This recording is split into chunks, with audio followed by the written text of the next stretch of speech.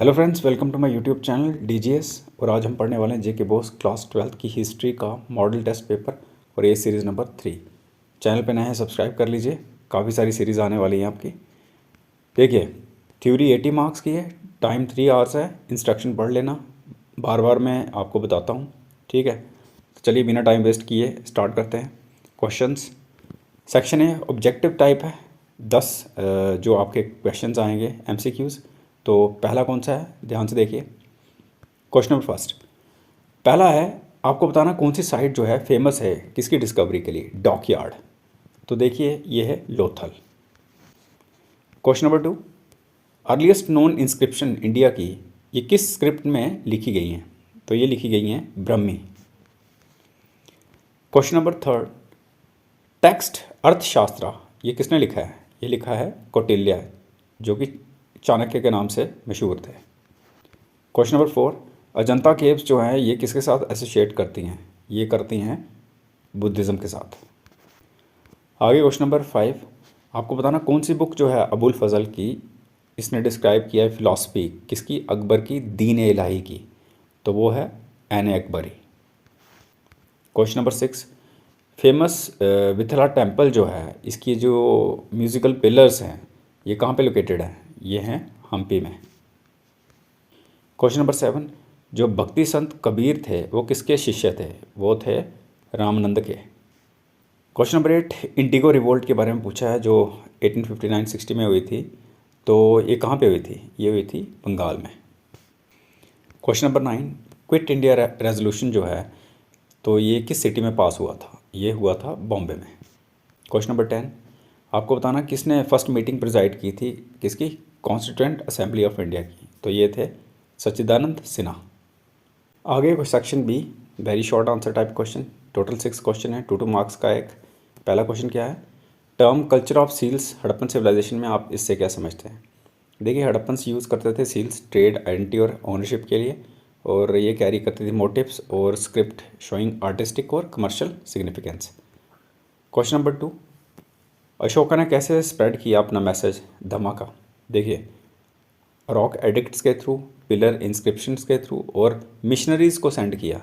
कहाँ पे, दूर दूर देश में, इंडिया में के अंदर भी और इंडिया के बाहर भी, ठीक है। थर्ड क्वेश्चन क्या है, आपको मेंशन करने हैं 2 रीजंस किसके लिए, महाभारत की कंपाइलेशन के लिए। पहला नंबर तो प्रिजर्व करना ओरल ट्रेडिशन को और एक्सप्लेन करना मॉरल, पॉलिटिकल और सोशल वैल्यूज़ किसके थ्रू, स्टोरीज़ के थ्रू। क्वेश्चन नंबर 4, आपको बताना है कि एन ए अकबरी जो है ये हमें क्या बताती है मुग़ल एडमिनिस्ट्रेशन के बारे में। देखिए, इसमें डिटेल्स मिलेगी रेवेन्यू सिस्टम की, आर्मी, प्रोविंसेस, ऑफिशियल्स और रेगुलेशंस किसके अंडर, अकबर के टाइम जब उसका रूल था। आगे क्वेश्चन नंबर 5, जो अकाउंट्स हैं फॉरेन ट्रैवलर्स के जैसे इब्न बतूता और बर्नियर हैं तो ये क्यों वैल्यूएबल माने जाते हैं हिस्टोरियंस के लिए। तो सबसे पहले तो ये फर्स्ट हैंड ऑब्जर्वेशन है कोर्ट लाइफ की, ट्रेड की, सोशल कस्टम्स की और इकोनॉमिक सिस्टम्स की, ये हमें इसमें मेंशन की हुई मिलती है। क्वेश्चन नंबर 6, मेंशन करें 2 फीचर्स इंडियन कॉन्स्टिट्यूशन के जो अडॉप्ट किया गया 1950 में। पहला नंबर तो पार्लियामेंट्री डेमोक्रेसी और दूसरा फंडामेंटल राइट्स का इंक्लूजन। आगे section C, short answer type questions. पहला क्वेश्चन कौन सा है, मेन फीचर्स बताने हैं हड़प्पन इकॉनमी के। तो देखिए, टोटल 6 क्वेश्चन है, 4-4 मार्क्स का है। तो पहला क्वेश्चन है हड़प्पन इकॉनमी के रिलेटेड।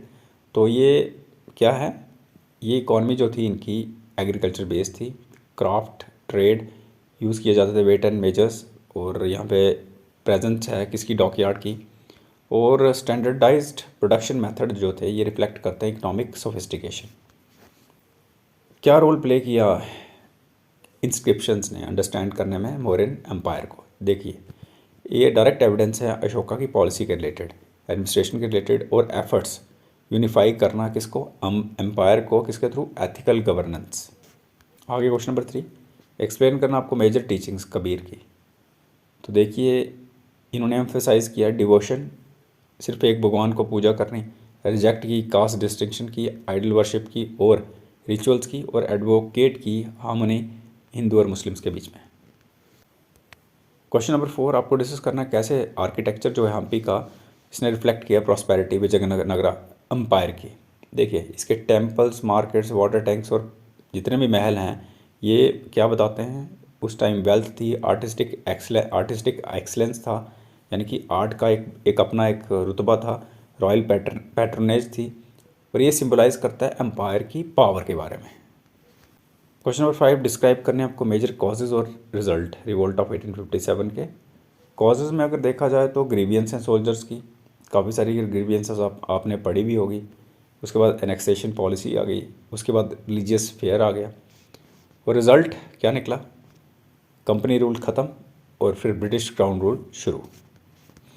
क्वेश्चन नंबर 6 एक्सप्लेन करना कैसे इंडियन कॉन्स्टिट्यूशन रिफ्लेक्ट करता है secularism.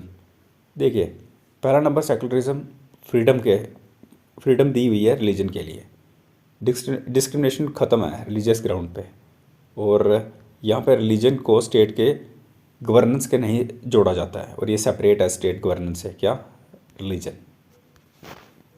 Section D long answer है, 3 है, 8 नंबर का एक है। अब क्या है क्वेश्चन नंबर फर्स्ट, आपको इवेलुएट करना कंट्रीब्यूशन किसका, आर्कियोलॉजिकल और लिटरेरी सोर्सेज का रिकन्स्ट्रक्ट करने में हिस्ट्री अर्ली इंडिया की, या फिर और में डिस्कस करना है कैसे इंटरप्रिटेशन जो है हड़प्पन सिविलाइजेशन की ये इवॉल्व हुई है न्यू आर्कियोलॉजिकल फाइंडिंग के साथ, क्योंकि नई नई फाइंडिंग्स हो रही हैं, तो यहाँ पे नई नई चीज़ें जो है, नई नई इंटरप्रिटेशन आ रही है हड़प्पन सिविलाइजेशन की।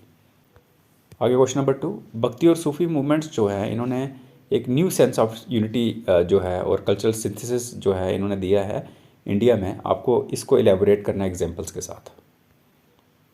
और मैं कंपेयर करना आपको आइडियाज़ गुरु नानक जी के और कबीर जी के किसके कंटेक्स्ट में, medieval Indian society. Question number 3 examine करना आपको रोल महात्मा गांधी जी का मास मोबिलाइजेशन में जब भारत स्ट्रगल कर रहा था आज़ादी के लिए, और ये टाइम है 1919 से लेकर 1942 तक, इसके बीच में। और मैं डिस्कस करना कैसे फ्रीडम मूवमेंट ने ट्रांसफॉर्म किया इंडियन सोसाइटी और पॉलिटिक्स को, कब, first half of the 20th century. Section E में पैसेज है, ध्यान से देखना, 5 मार्क्स का है।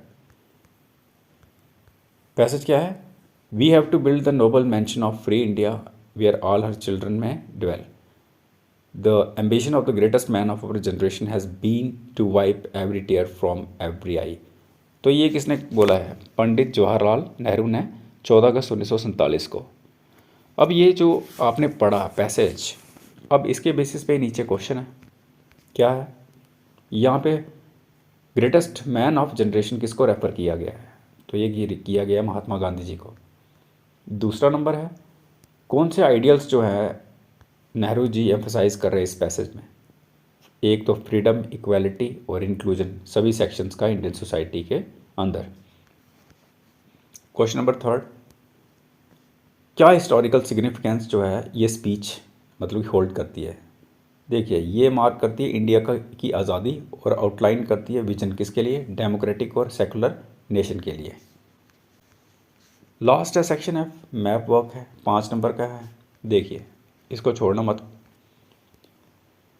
मैप दिया है आपको और लोकेट करना और लेबल करना है आपको कुछ हिस्टोरिकल साइट्स नीचे दी गई हैं, जैसे मोहनजोदाड़ो है, ये इंपॉर्टेंट सिटी है हड़प्पन सिविलाइजेशन की, सिंध जो कि अभी पाकिस्तान में है, सरनाथ ये साइट है बुद्धा की फर्स्ट सरमन की, भगवान बुद्ध की जहाँ पर उन्होंने फर्स्ट सरमन दिया था, ये यूपी में।